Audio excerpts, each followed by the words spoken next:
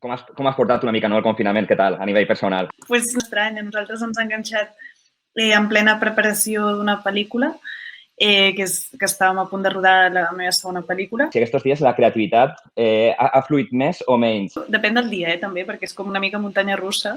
O sigui, l'únic que realment em feia estar tranquil·la era estar treballant i concentrada perquè de sobte m'oblidava de tot això i vaig tenir com 3 setmanes de treballar molt fort en el projecte, no? I després va començar com aquesta cosa de ai, què passarà quan sortim d'aquí? Podrem rodar, no podrem rodar, tal. Doncs vaig decidir parar i l'únic que em va com tornar a il·lusionar va ser precisament començar un altre projecte i començar a escriure una altra cosa, no? I jo m'he notat més creativa, en realitat, no? I com que també estic veient moltes pel·lícules i tal, doncs és com un moment de, en el meu cas, com creativament flueix. Alguna recomanació d'una pel·lícula més petita que hagis vist últimament? La vendedora de fòsforos. La productora de la pel·lícula ha obert totes les seves pel·lícules a YouTube. És una pel·lícula molt senzilla, molt curteta, però a nivell emocional és molt forta. Ara fa molt poc també vaig veure una que es diu Función de noche, que és espanyola, que surt la Lola Herrera, i és d'una directora que es diu Josefina Molina, és de l'any 81, així és supermoderna a nivell de com està feta i com està actuada.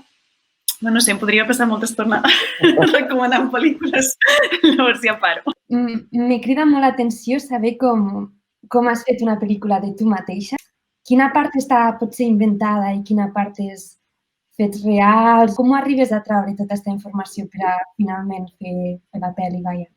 Quan ets molt petit i et passa alguna cosa així, la memòria és superselectiva i bloqueja molt. Jo el primer que vaig fer va ser, vaig anar a casa dels meus pares i vaig estar escanejant totes les fotografies de quan eren petits. I després vaig parlar molt amb els meus pares també, sobretot la meva mare, que li agrada com recordar, no? I llavors ella em va explicar com molts moments i del que jo recordava, jo més que recordar coses concretes, jo el que recordava eren les emocions. O sigui, jo recordava com em sentia. La primera versió del guió era una mica caòtica perquè era com uns quants records seguits, no?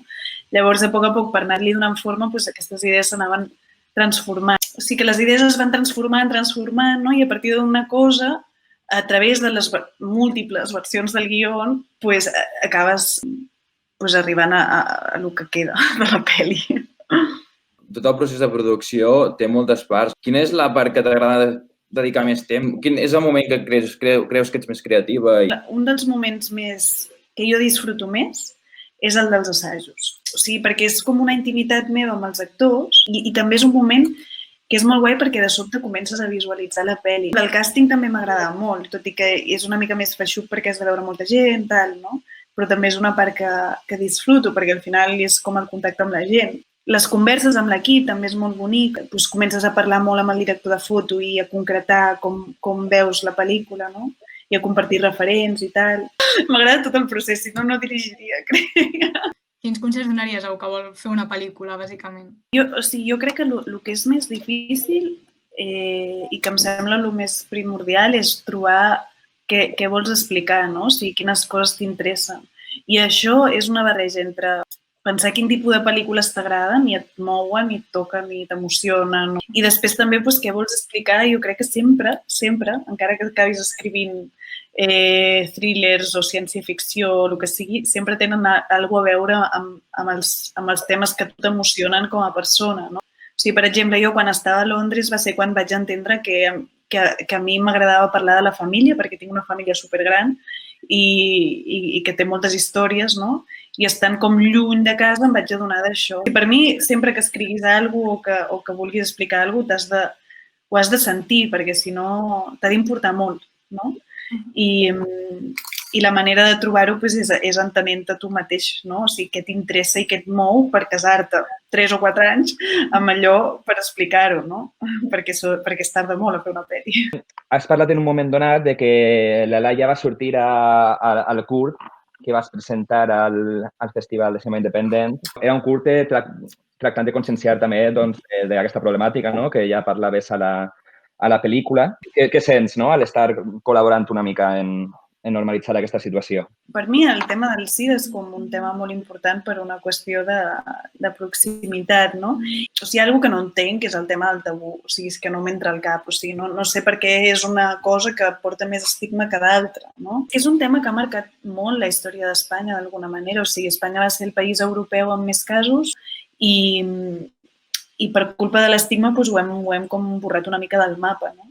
El que vam presentar és com un curt, que és una campanya de conscienciació. Hi ha un repunt ara, o sigui, hi ha més contagis que mai. O sigui, es diuen que hi ha com uns 10 contagis al dia, que és una borrada, que es podrien evitar. De fet, fem-nos el test perquè és l'única manera de no passar-ho, perquè ara la gent que ho té, o sigui, ara tu pots tenir el VIH, fer-te el tractament i passar a no contagiar. O sigui, és com que ho tens adormit i ja no contagies, no? Per tant, si tothom que ho té ho sapigués, ja no hi hauria contagis. O sigui, que realment que hi hagi contagis és absurd, és perquè la gent no s'ha fet el test. No, Carla, moltíssimes gràcies per estar amb nosaltres. Doncs merci. A vosaltres, gràcies. Gràcies. Gràcies. Gràcies. Adéu. Adéu. Bona tarda.